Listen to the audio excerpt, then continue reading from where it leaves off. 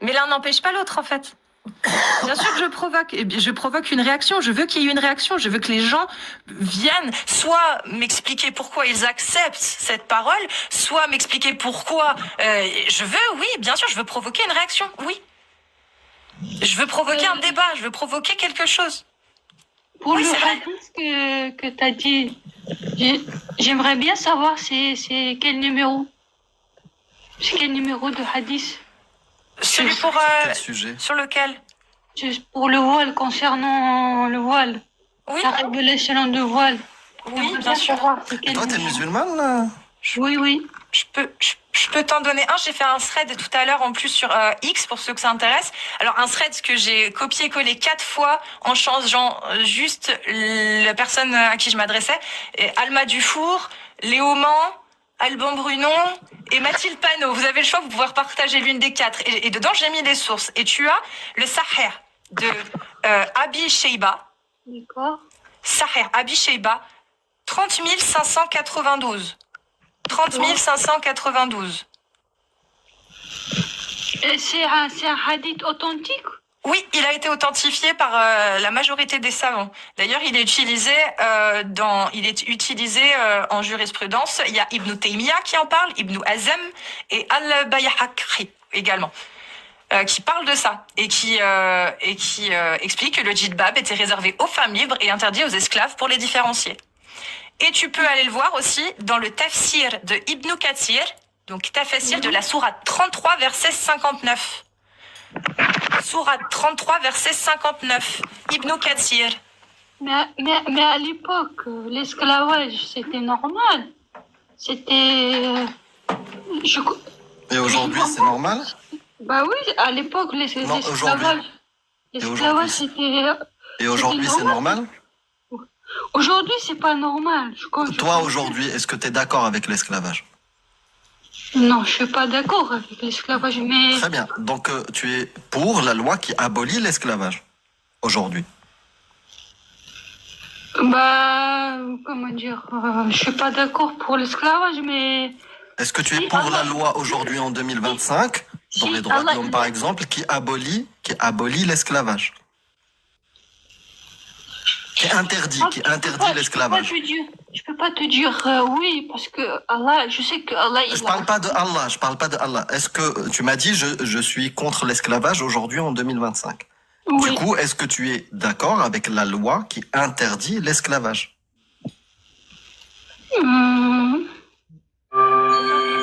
D'accord. Donc si moi, par exemple, je viens envahir ta famille et je te mets en esclavage, d'accord avec la loi qui interdit l'esclavage?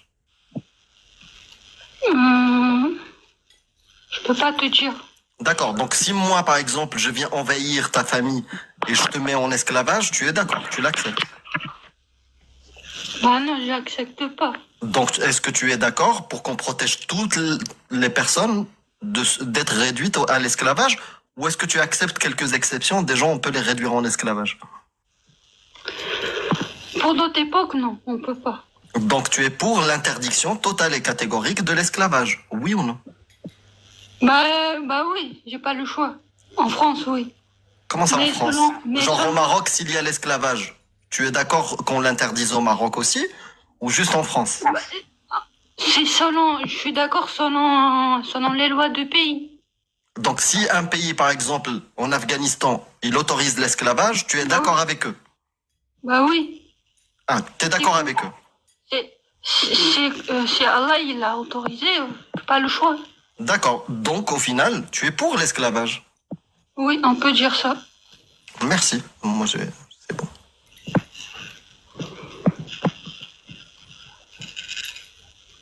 Bah, comment dire, si Allah il a dit, en tant que musulmane, pas le choix, il faut obéir. Est-ce que je peux te réciter un verset du coup du Coran? Oui. Sourate 23, versets 1 à 6. Bienheureux sont certes les croyants qui s'acquittent de la zakat, qui se préservent des futilités, Oui. et qui préservent leur sexe de tout rapport, sauf avec leurs épouses et les esclaves qu'ils possèdent. Oui, je connais ce verset. te dis, hein, si c'est Allah, si c'est Allah qui a dit, j'accepte. Donc du coup, heureusement qu'on vit en France dans une société qui empêche l'application de la loi d'Allah, parce que sinon on pourrait être esclave, quoi. Oui, dans un pays musulman, oui, sous la charia, oui. Oui, donc heureusement qu'on est en France, dans une société qui nous protège de devenir esclave. Oui, on peut dire ça, heureusement. Non, Je lui dis, moi, je parle pas de moi. Hein. Gardienne. Attends, je parle pas de moi. Je parle pas, Toi, tu serais contente. Toi, tu serais contente de nous réduire en esclavage puisque tu suis la parole d'Allah. Non, pas du tout. Ah, t'es contre. Mais pas du tout. Mais Tu es contre ce que veut Allah? C'est dans des cas extrêmes. Là, vous êtes pas, on n'est pas en guerre, là. Oui, mais si toi, tu habites dans un pays qui fait la guerre à la France et vous nous attrapez, Cassius et moi, est-ce que tu seras contente d'appliquer la parole d'Allah et nous réduire en esclavage? Ou est-ce que tu seras mécontente d'appliquer la parole d'Allah? Je dirais, je ne serais pas contente de vous réduire en esclavage, mais si c'est la parole d'Allah qui dit, j'ai pas le choix, je dois obéir. Ah, tu n'es pas contente quand tu appliques la parole d'Allah? Ok, d'accord, on découvre quelque chose de nouveau. Bah non. Mais est-ce que tu es sûr que ça vient bien de Dieu, ce qu'il y a dans le Coran? Comment t'en es sûr? Parce que tu peux croire en Dieu, il peut y avoir un Dieu, etc., omniscient, omnipotent, miséricordieux. Mais comment toi t'es sûr que c'est sa parole qu'il y a dans le Coran? Et que c'est pas juste des humains qui ont essayé de nous endormir et de faire croire que c'était sa parole pour asservir l'humanité et assouvir aussi leurs désirs et leurs pouvoirs? Je pense que ça, comment dire, ça s'explique pas.